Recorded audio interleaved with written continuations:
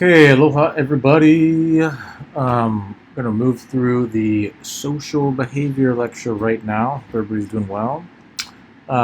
So the sort of the goals today, the concepts that we're going to cover are basically how sociality evolves.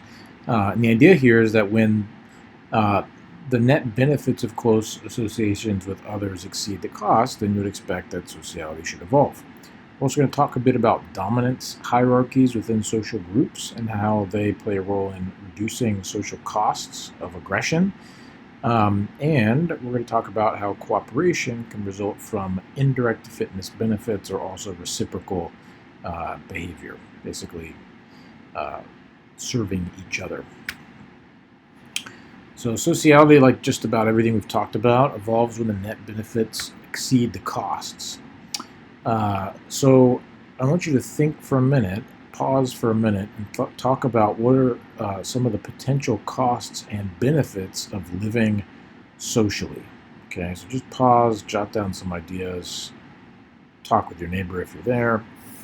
If you have a neighbor, what are the potential costs and benefits of living socially? Okay, I'm going to move on, so pause if you haven't already thought about this. So let's first talk about some of the benefits.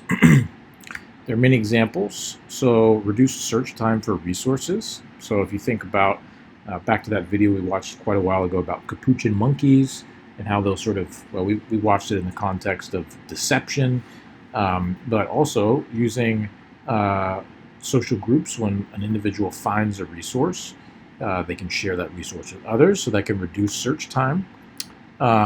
You can also have enhanced resource defense. So in groups, you can defend a larger resource or a larger territory that might allow you to each have higher fitness.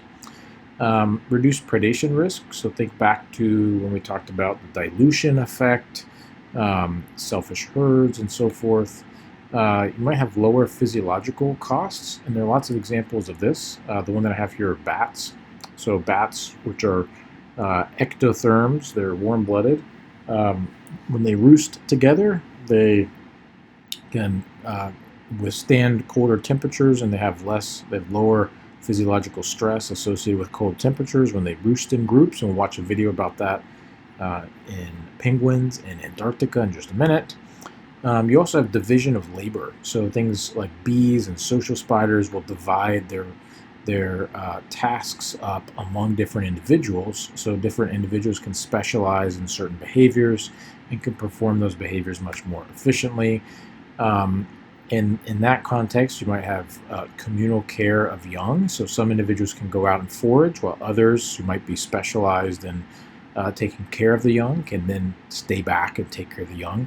And social spiders that I studied as a postdoc, there was actually some really interesting things going on there. They had nanny spiders and then warrior spiders. And the aggressive spiders would go out and they would hunt and they'd bring back meals. And then the nanny spiders were more docile and they would actually stay back and take care of their young and the young of other individuals, and then sort of get the food when those warriors came back. So those are all benefits. So we'll talk more about costs in a little bit, but I just wanted to talk a bit more about each of these specific benefits. So when thinking about the physiological benefits, we're going to watch a quick video here. Oops, sorry, hold on. I'm going to play, and you should be able to hear it. If not, just enjoy watching it. But this is a video of penguins huddling in the Antarctic, and think about what physiologial benefit they're receiving from forming these large social groups.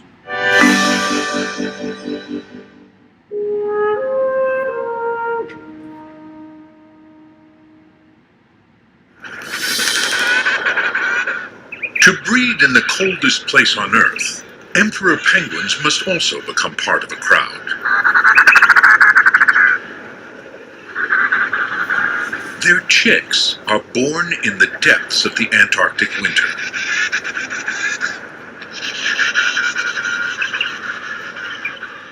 Their only protection from the cold is their parents' brood pouch. But as winter storms set in, this isn't enough.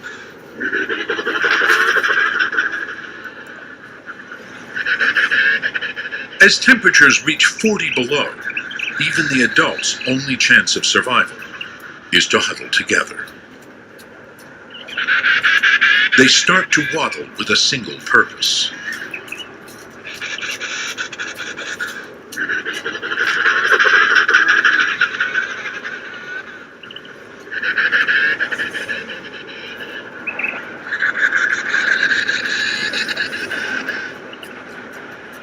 All converge on the same central point until a huddle begins to form.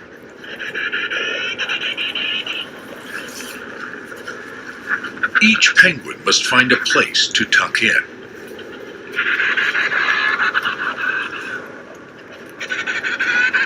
But by speeding up the action, it's clear that something more organized is going on.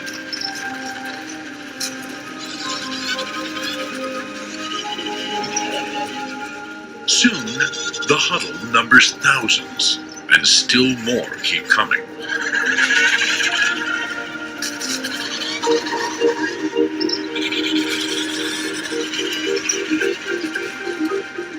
While those on the outside take the brunt of the storm, those on the inside take tiny steps that move the huddle in waves.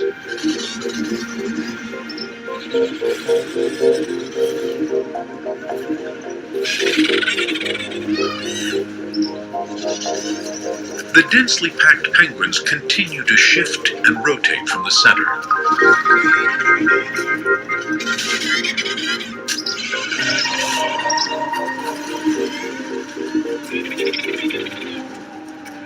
By keeping constantly on the move, no penguin is left permanently out in the cold. Okay, pretty cool. Okay, so when thinking about search time for food, we mentioned that as a benefit. This is just some experimental evidence of that. So in these fish, if you increase group size or shoal size, it actually takes much less time on average to find food as that group size increases. You can see it is reduced to almost nothing in those shoal sizes of 20. So that's another huge benefit of living in groups. Can reduce vigilance time. We talked about this a while ago when we were thinking about we were talking about anti-predator defenses. So in larger groups, if you have neighbors nearby, then you can be less vigilant. Basically, you can spend a lot less time being vigilant, and that's a cost because that vigilance comes at a cost of sort of missed opportunities, feeding or mating. There's also several examples of increased efficiency in movement. So if you think about birds who fly in formation behind a leader, the birds that are flying behind the leader actually have a slower wing beat frequency and a lower heart rate. There's some cool details on the case study of this in the text. But basically, these birds are kind of drafting each other. If you think of, so I used to watch the Tour de France when I was younger, and in road biking in general, you form kind of a peloton. So this big group of bikers, and the individuals that are out front are taking the brunt of the wind. They're working really hard, but those who are riding behind them are working quite a bit less because they're sort of drafting. They're kind of riding the draft of those individuals out front, who are kind of blocking the wind, who are making it a little more easier and more efficient for them to ride. The same thing happens in animals that move in groups. So finally, we're going to talk about the costs. So one of the biggest costs is competition. So if you're in a group, you're competing, you're surrounding yourself by competitors, you might be attracting predators and increasing your likelihood of being eaten and so on. And we'll talk more about those as we move on. So I want you to take a minute and think about, first of all, how do you think, so we're going to talk a bit about resource availability. How do you think group size is influenced by resource availability?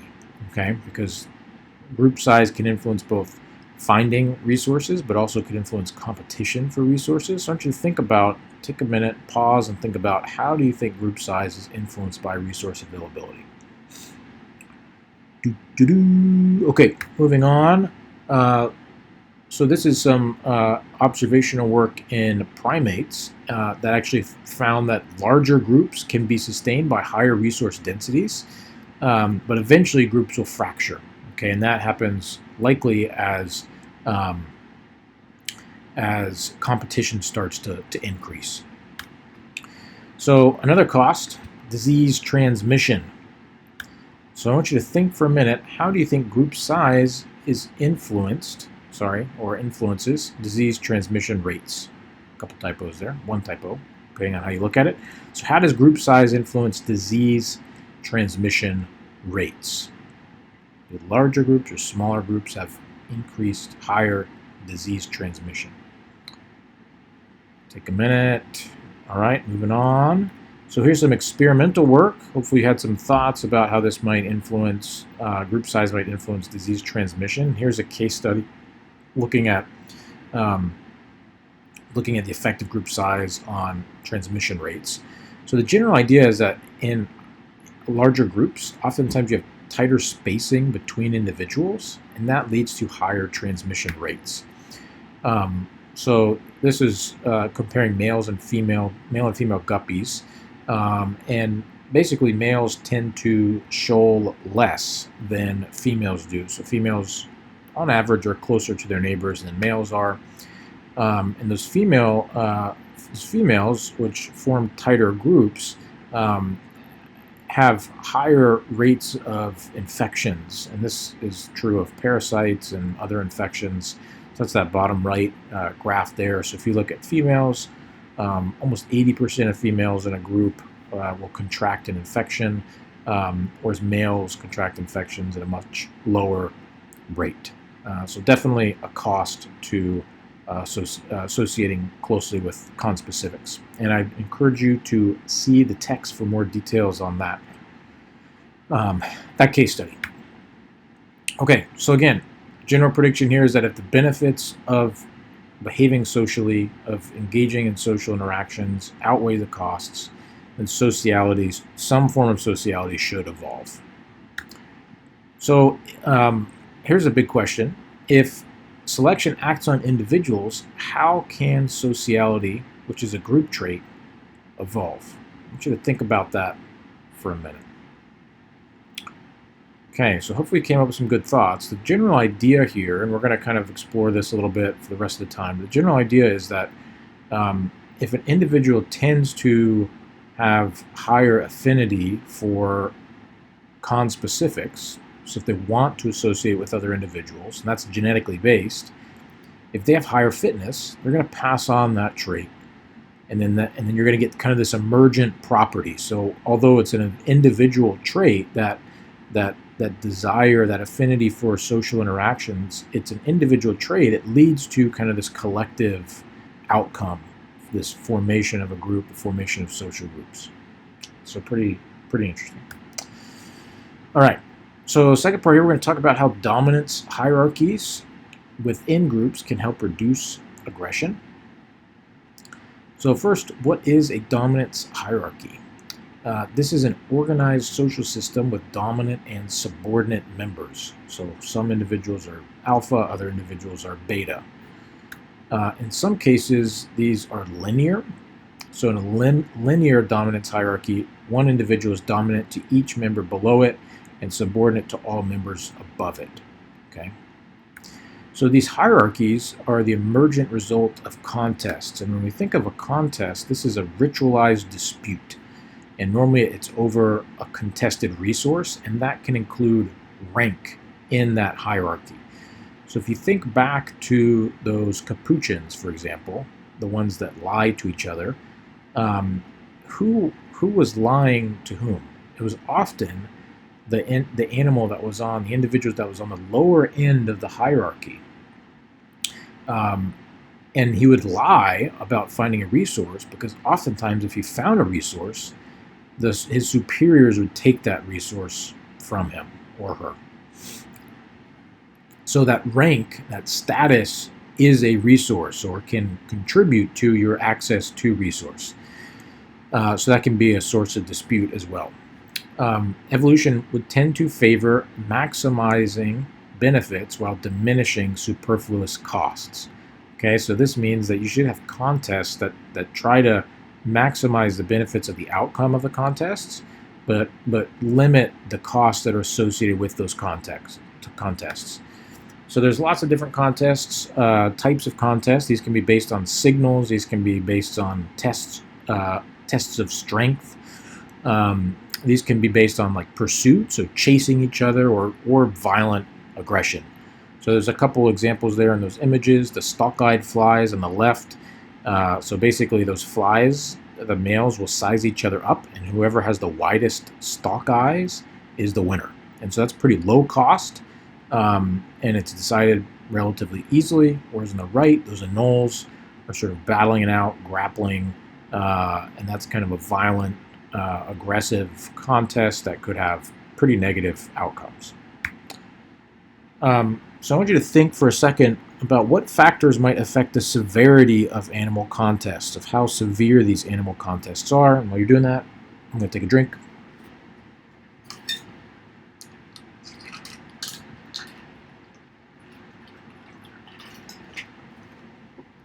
Okay, I hope you came up with some good ideas. Here's a few important ones. We've talked about some of this before. We were talking about game theory. A big one is the resource value. So if a resource is really valuable, then that's going to increase the severity of animal contests. It's also going to affect the duration of animal contests. So basically the payout of winning a contest, if that's really high, then that should influence, that should lead to more severe, more costly contests. Resource holding potential is also important. So that is, remember, just another way of saying, how strong or how able those individuals are. And that relates to things like the length of contests. Condition or ability symmetry. So if two individuals are really asymmetric, meaning asymmetric in their resource holding potential and their fighting ability, if they're really asymmetric, then the fight's probably going to be pretty short. It's probably going to be resolved relatively quickly. Whereas if they're symmetric, if they're really closely matched, they're probably going to be able to have to duke it out for a longer period of time in order to resolve it. There's also resident effects. So remember, and then winner-loser effect. So think back to when we were talking about aggression and that winner-challenger effect. There's different hypotheses about the effect of winning and being a resident. There could be some big advantages there, and that could affect the duration and severity of contests. Okay. So why do we get cooperation in the first place? This can result from indirect fitness benefits and also reciprocity. So we're going to talk a little bit here about cooperation. And this is largely a review of some stuff we've talked about in 113. So I'm sorry if you took 113 recently. If you took 113 a long time ago, we might not have even talked about this. But the big picture here is that nature and natural selection is all about selfishness. So the question is, how might a non-selfish behavior like sociality evolve? And do they actually exist in nature? So Darwin had a lot of difficulty with this idea. He said that this was a special difficulty which at first appeared to me unsuperable and actually fatal to my whole theory.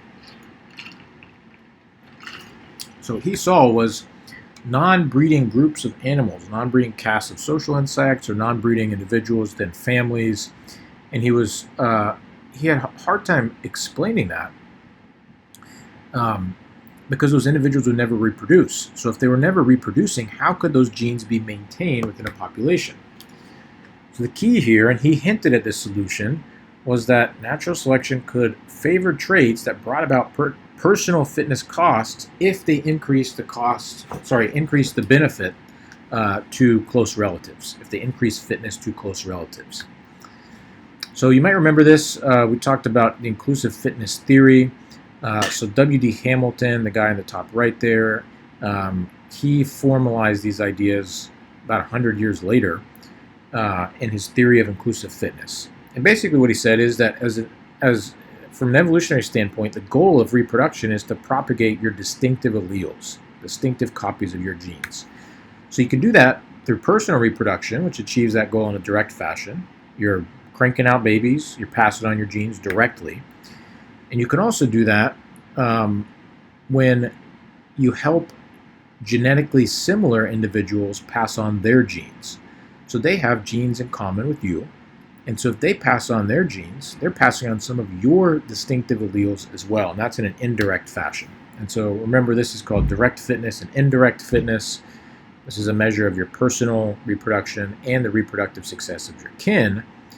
And kin selection is anything that acts on the indirect component of fitness. So any environmental, any social interaction that affects, acts on that indirect component of your fitness. So he came up with this rule that an allele, a genetic variant that causes apparently altruistic behavior, should increase in frequency in a population if this equation is satisfied. RB minus C is greater than 0, or RB greater than C. The left side of that equation is basically the genetic profit. The right side is the genetic cost. So if the profit is greater than the cost, then that behavior should evolve. Even if it results in a direct cost, if the indirect benefit is greater than the direct cost, then that behavior should be favored. So remember that the coefficient of relatedness, R, is a measure of how related two individuals are. B, the benefit to the recipient, is what fitness benefit the individual is getting from receiving that behavior. And C is the cost to the actors, the one who's dispensing that behavior. What kind of cost is he or she incurring? So evolution can also evolve via cooperation, or evolution of cooperation could evolve in other ways, in addition to kinship. So reciprocity is a common one. This is this idea that you scratch my back and I'll scratch yours. So this could evolve if the cost of the actor is really small, much smaller than the benefit to the recipient, and if individuals that fail to reciprocate can be punished in some way. So this is most common in situations where social groups are tight and where interactions are frequent and consistent over time.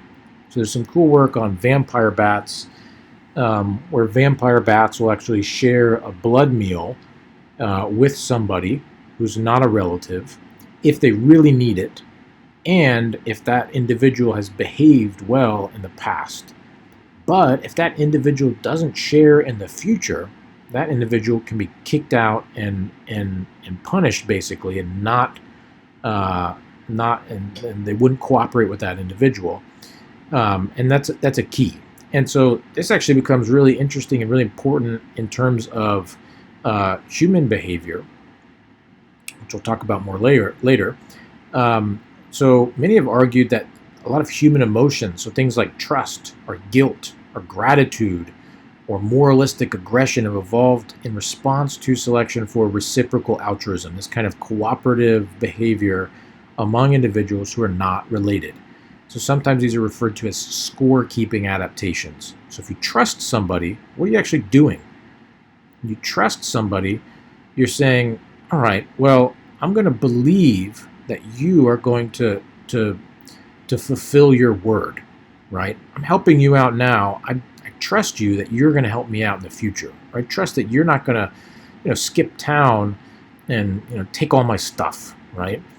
And you feel guilty when you do something wrong, because if you do something wrong, then you can be punished, and you can be punished and ostracized from a group, and that can have a big negative impact on your fitness. Expressing gratitude and feeling gratitude when somebody follows through with their word could also be an outcome here. So this is pretty interesting ideas and have some pretty cool applications to human behavior. The last one we'll talk about, and I mentioned this also in Bio 113, but I wanted to bring it up again here. So when thinking about reciprocity, reputation can also be pretty important. So the question is, Humans often help unrelated individuals. So why do they do it? One possible reason is that they might develop a reputation for altruism. So if you have a good reputation, and the reputation is that you help other people, what benefits can you get from that? Okay, think about that for a second.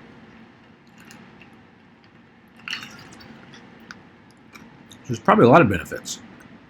If people think and know that you help other people, you're maybe going to be more likely to be helped. And people are going to cut you some slack when you do something dumb. So this study did something really interesting. They had a little box. It was like an honesty box at an office, and they were selling little liters of milk. And so people would leave money, and it was a donation, right? It was an optional donation. And so on the box, each week, the researchers would either put pictures of eyes, so it looked like somebody was watching you, or flowers. And then they tracked how much money was paid per liter of milk consumed. What you see in that graph is that it kind of zigzags back and forth, back and forth, back and forth. So when the eyes were watching, individuals were much more likely to donate more money, were paying more money than when there were just these flowers, right? And so this suggests, from a naturalistic setting, the importance of these cues of being watched. And that could reflect reputational concerns on human cooperative behavior, right? So if you care about your reputation, if you feel like you're being watched, you might be more likely to help out others than if you're not being watched. So think about that. And also think about, this has some interesting implications for, thinking about like integrity, right? And virtue. If you're virtuous and you have good integrity, it means you do the right thing even when nobody's watching, right? And that kind of goes against the nature of man, of nature in general. And so pretty cool thoughts. So go out, be good. That's all we got for today. And hopefully you enjoy the class discussion when you guys come in. Adios.